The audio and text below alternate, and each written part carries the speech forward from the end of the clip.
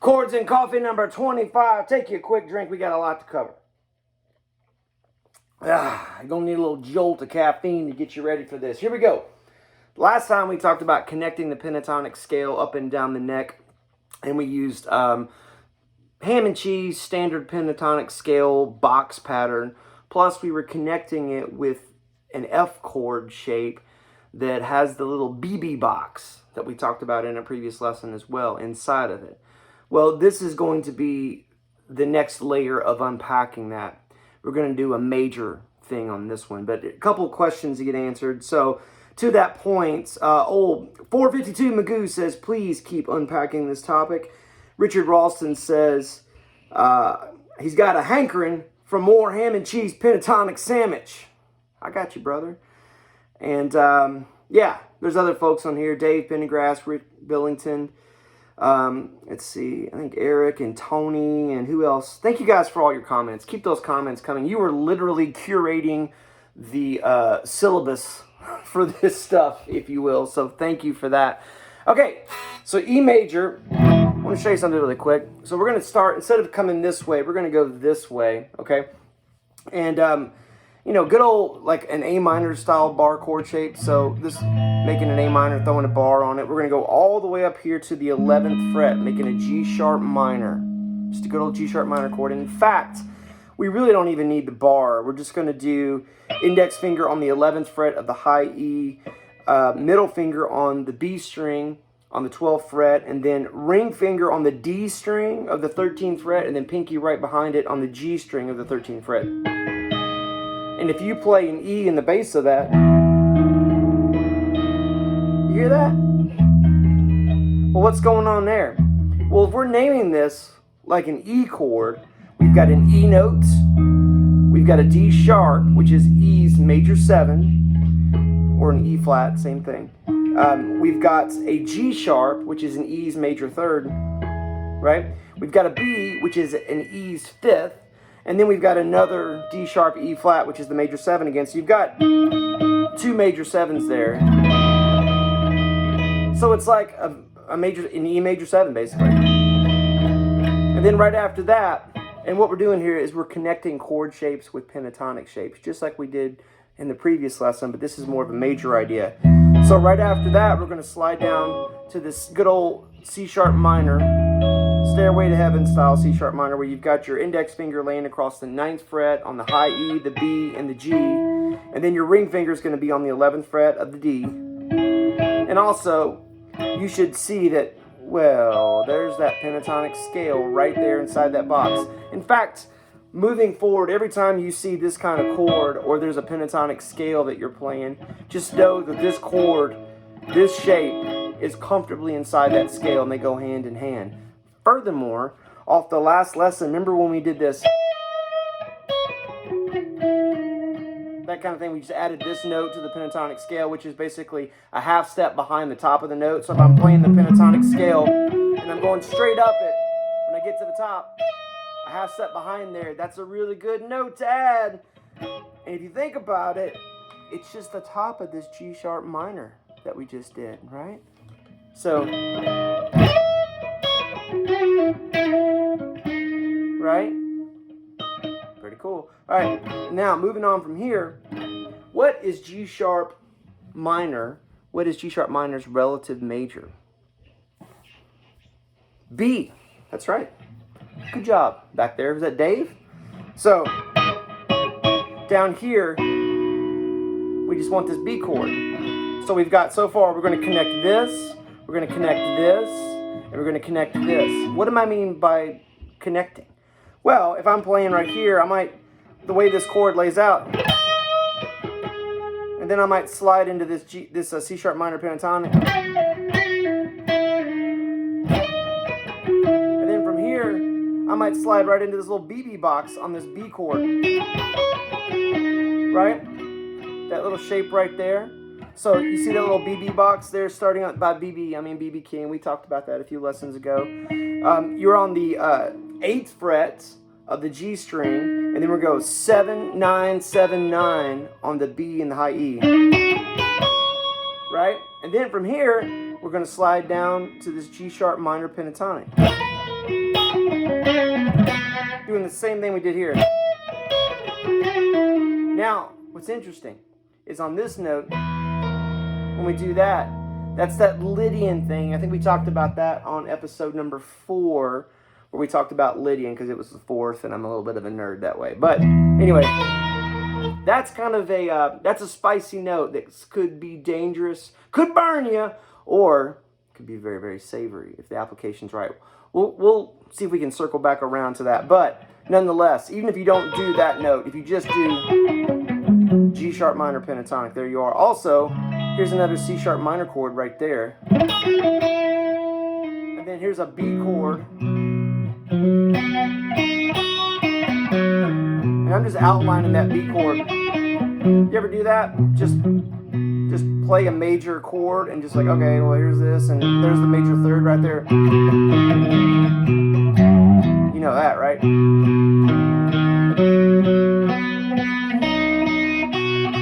Right? So I just went 2 on the 2nd fret, 1 on the 2nd fret of the A string, sorry, and then 1 on the 1st fret of the D, and then 4 on the D string again, and then 4 on the G, 4 on the B, and then 2 on the high E. And just, by the way, just playing those notes adjacent to each other, that takes a little bit of practice, but you'll get it pretty quick. Okay, so one more time, recap. We got this guy here, we got this guy here, we got this little dude right here, we got a good cousin right here, and then finally, right there on that B. So, G sharp minor, C sharp minor, B major, G sharp minor, and if you want, C sharp minor again, and then B major, right? There's other places to play those chords, but that's what we're going to start with for now. We're going to go to this backing track with that flamey top Les Paul on it. It's called Charming Ballad Backing Track in E major, SZBT 531. Don't know what the call sign is, but I'm going to click on it. Sebastian Zeno. This one's a little loud. Hopefully my mix is good. And I'm just going to go through and play what I just showed you. So I'm going to start with the G sharp that we started this with. And I'm just going to noodle around on that shape, on that G sharp minor, trying to find a melody. Here we go.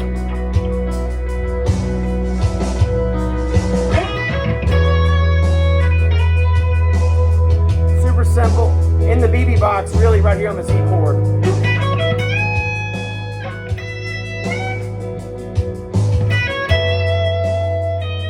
Back a half step like we talked about on this C sharp minor pentatonic.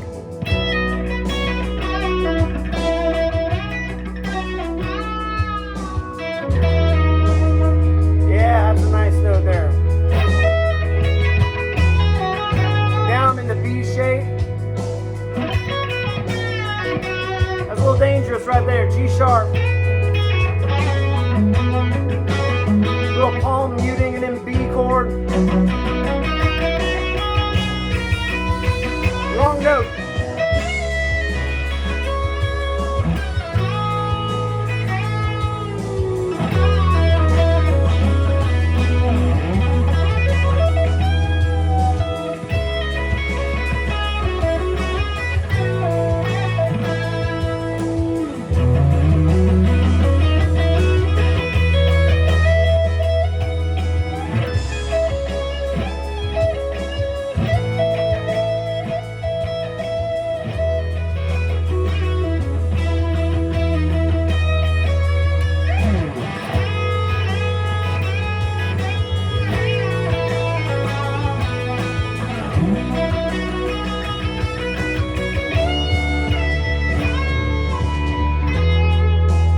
Expect that last chord coming up. So what happened there is, first of all, I played the wrong note. I went for that danger note there, and it didn't work right there. Wasn't paying attention. Took a bite of the ham sandwich. Bit my lip. Happens. That's okay. We'll do it again. The last chord in that was a D major. So that's accidental. So that D major has got a D natural instead of a D sharp. So if you're jamming or playing with somebody or somehow you're in a situation where you're not quite sure what's going to happen, but you have kind of a vaguely good idea, or at least a reference point, and somebody throws in something like that. If you noticed, just playing the straight E major, non-danger area, which was the C sharp minor pentatonic, or this, box up here, it sounded really cool over that. So let's do that bad boy again. But first, before we do that, I got to tell you something. My buddy Van, who is partners in a business, Ton Tavern Market, and he sent me this. I got a sticker around here somewhere that's got the same thing on it. I got a couple of hot sauces here. Van, I met him in a music store, Palen Music in Columbia, Missouri, and he had a t-shirt on that said McGregor. No, it said McGruber on the back of it. My ancestry was McGregor before they changed their name to White when they came to America. And I asked him about his shirt, and then he said it actually, my name is derived from the McGregor clan in Scotland. And I was like, oh. And so anyway, we're brothers for life, basically, at that point. Anyway, and because of that, he sent me some hot sauce. And because we're talking about ham and cheese, pentatonic scales, I'm about to try hot sauce. And if you know me at all, I cannot do hot sauces because I will die of acid reflux. So this could very well be my last video. I love you all. Thank you for watching. Here we go. So the first one I'm going to try here, this is a veteran-owned company. Van is an awesome guy, great guitar player too. Van, if you're watching this, dude, you shred and you know it, and I love you. This is the, it says it's great on burgers, tacos, veggies, and more. I'm actually a little nervous about trying this. This is the jalapeno, garlic, habanero, onion, salt. All sauces are vegan and made with the freshest ingredients. There's a QR code. Ton Tavern Market. Here we go. I'm pouring it on the plate so I can dip it here a little bit. No, you know what? I'm just going to pour it right on the sandwich. Let's just do that. Here we go. A little hot sauce right there on the sandwich. I'm going to put this down. I'm going to try the other one. While I'm trying this, get ready because we're going to hit that thing again. Lord have mercy. Here we go.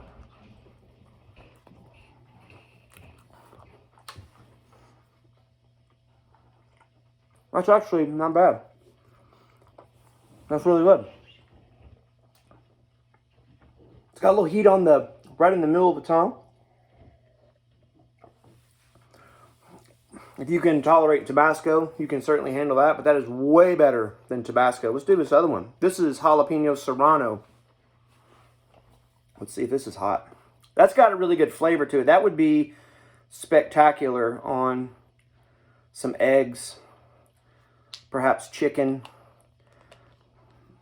I mean, probably anything, but I was really feeling some eggs on that. All right, this is the other one.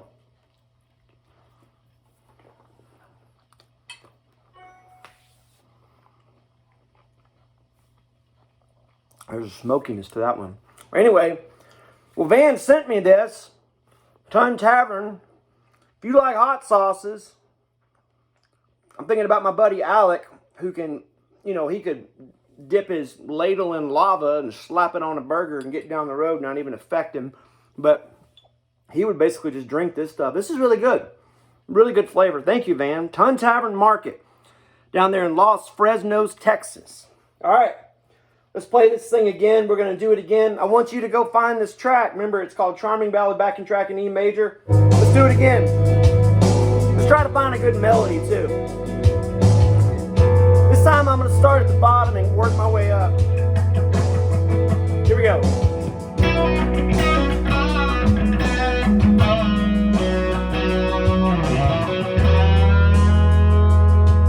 Almost didn't make it.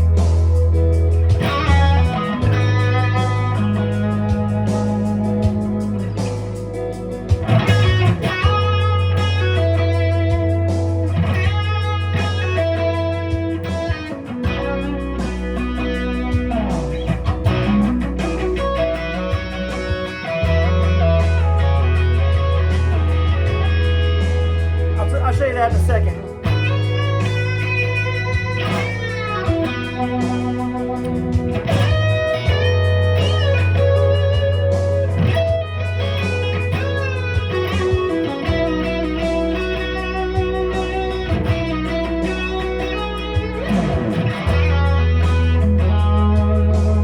When I did that little double stop thing, I'm basically going, it's 12, 14, and I'm thinking about the pentatonic spots. So 12, 14, 12, 9, 7, 4, 2, like this.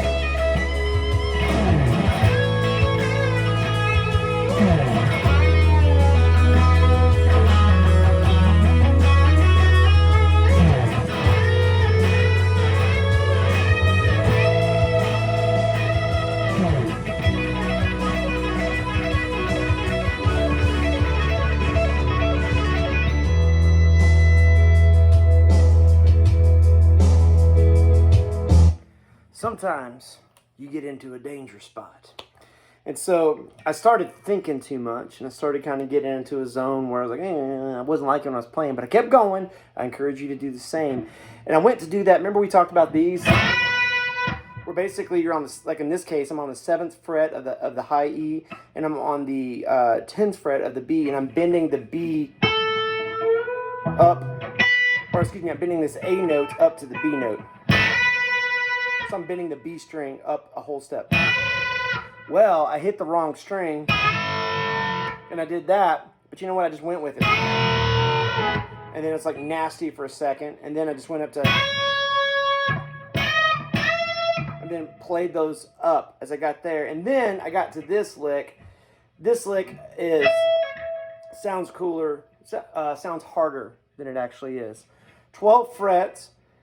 Real important is your thumb placement. You want your thumb kind of on the top third of your neck, and it's right there sort of on the 9th fret area, kind of where this would be. And so you got 12 with your pinky, 9 with your middle finger, and then index finger is on 7. And I'm picking it once and then pulling them off. Like that. Like that. And then I went to down here to do the exact same thing on the B string. So, and at first it'll be slow, but just keep doing it. It's a little reminiscent of that lick that fades in on Just a Small Town Girl, that song, right? Don't Stop Believing. Yeah. Well, that's a lot of information. Guys, real quick recap. E major, go find you an E major track. Play G sharp minor, C sharp minor, B major ideas over that track and watch what happens. The reason we use the arpeggios is they lend themselves to these leaps that a scale doesn't have, because you can hear kind of the math of the scale, whereas the leaps from one note to the next, from the 1 to the 3 to the 5 to the major 7 of an arpeggio creates this nice, just sort of accidental melodic content, right? I'm just noodling around, but I promise you, especially if you got a song you've written, or if you got a song that you play with the band, or if you're just playing with backing tracks like this, you'll be able to find some really cool melodies, and I think you're going to enjoy it. So thank you for the comments. Keep them coming. I'm excited to hear what you would like for us to talk about next. If you want to send me something to eat, as long as it won't kill me, we'll figure that out together. Send it to the store. You can find the address if you just go to our website at palenmusic.com. Otherwise, I sure do appreciate y'all. Thank you so much. You're encouraging me. I hope I'm encouraging you. I'll see you next Saturday.